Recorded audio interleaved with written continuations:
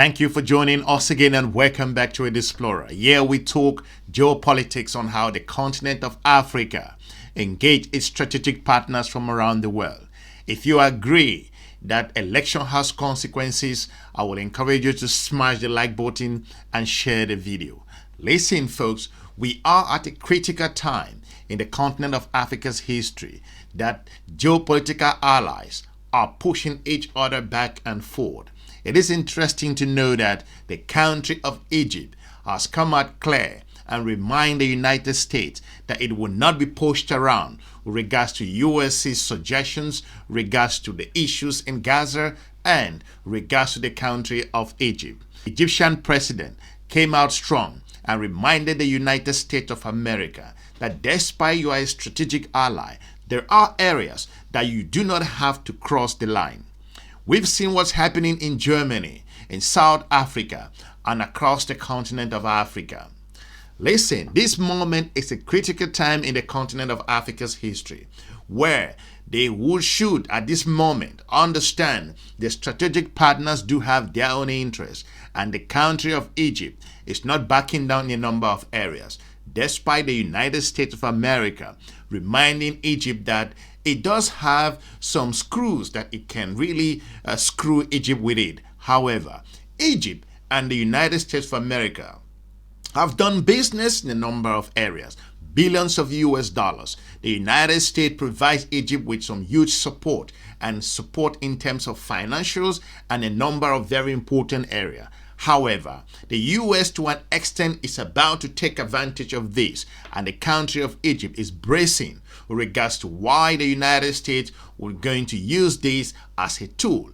I have reminded African nations that it is important to an extent, hold your geopolitical partners to an extended leash, because these are moments that if you do not play your card well, you'll be smashed by your geopolitical partners.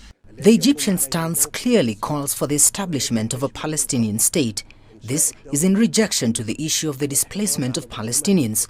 The real solution to this conflict is a two-state solution that includes a Palestinian state.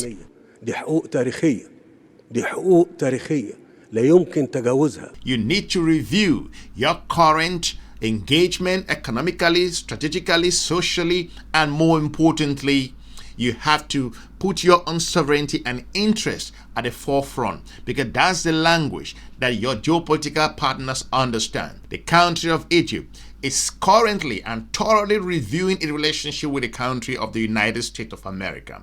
Why is this important at this time? It is important considering that Egypt has been a strategic ally for the United States of America.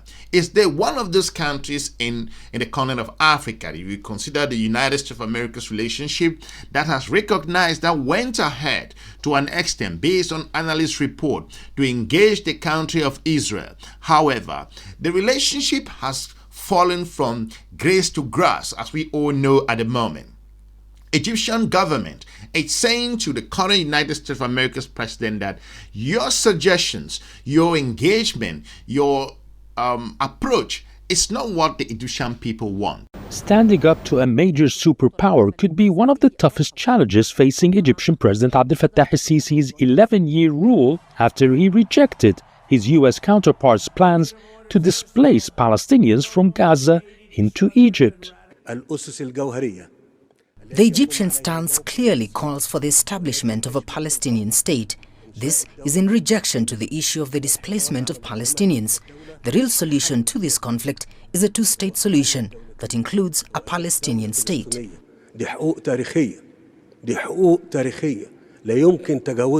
US President Donald Trump might retaliate using his familiar economic blitz against the US's long-term ally in North Africa. The American market can represent a very good potential, as well as foreign direct investments that may come from American companies, for multinationals and technology in the United States that can be quite important for us. Egypt receives $2.1 billion of financial and military aid from the US annually. Bilateral trade stood at $8.6 billion in 2024. $6.1 billion are US exports to Egypt, including mineral fuels, oilseeds, aircraft, machinery, and pharmaceutical products. And $2.5 billion in Egyptian exports to the US include ready-made garments, fertilizers, iron and steel, and agricultural products. The US is the fourth largest direct investor in Egypt at $2.4 billion in 2024. A vast majority is invested in the oil and gas sector, followed by financing services, manufacturing, and fast food franchises. To an extent, the country is standing up, but the US continues to use tools that it has in the past centuries been using against these countries to let them know that I got you in the leash. But this is a reminder for African countries. Egypt is an example. Egypt is just realizing that the United States is not at a strategic partner than what they thought over the decades. Why is this relevant? Because it's important that allies are eating allies, allies are pushing allies back and forth. That's the reason why the Egyptian people, the government has said that we will navigate this relationship no matter what's going to happen, how we're going to succeed. I don't care. But more importantly, if a strategic partner like the United States that trades with the country of Egypt in billions of US dollars is beginning to warn, what about low-level partnerships in the continent of African nations across the region like Malawi, all of those Tanzania and the rest, including Zambia.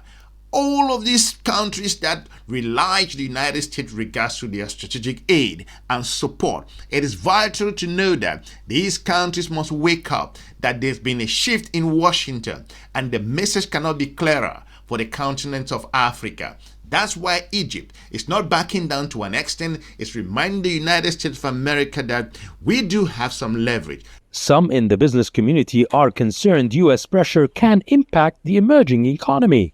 I've been working with the US for 5 years and it's a huge market. Any new US tariffs will reduce our revenue from exports. Other measures can impact investments from the West. The business community in Egypt is always vulnerable to the geopolitical volatility in the region. While the US is not Egypt's top trade and investment partner, it does have leverage over Cairo.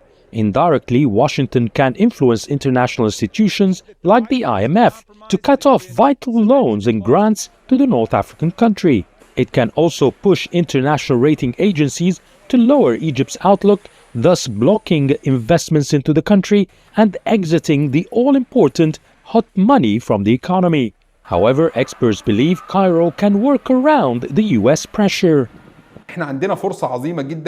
This will be a great opportunity for us to promote economic ties with other countries.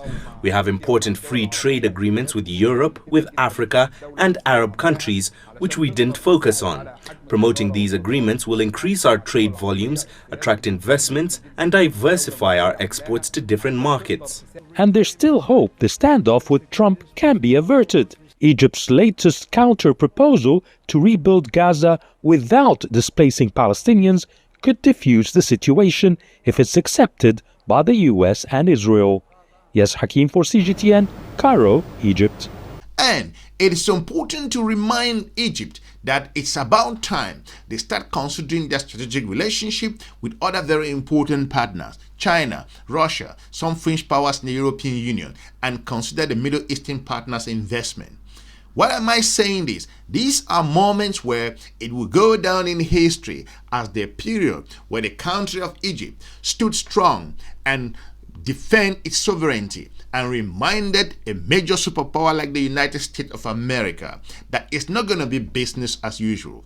The country of Egypt has come under enormous pressure from a major power like the United States of America. But I think that Egypt is not backing down and it's not letting it go.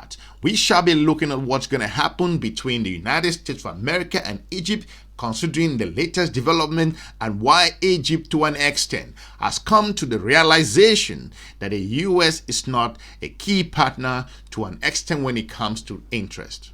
I want to thank you for watching. Let me know in the comment section what you think regards to the current threats that the US is about to use in terms of trade to the country of Egypt, and why the Egyptian government to re-engage its strategic partners around the globe to make sure it can reinforce itself and its existence at this critical time in the continent of Africa's history. I will be looking forward to meeting you soon in our next episode. Have a good day. Bye-bye. The Egyptian stance clearly calls for the establishment of a Palestinian state. This is in rejection to the issue of the displacement of Palestinians. The real solution to this conflict is a two-state solution that includes a Palestinian state. دي حقوق تاريخية لا يمكن تجاوزها.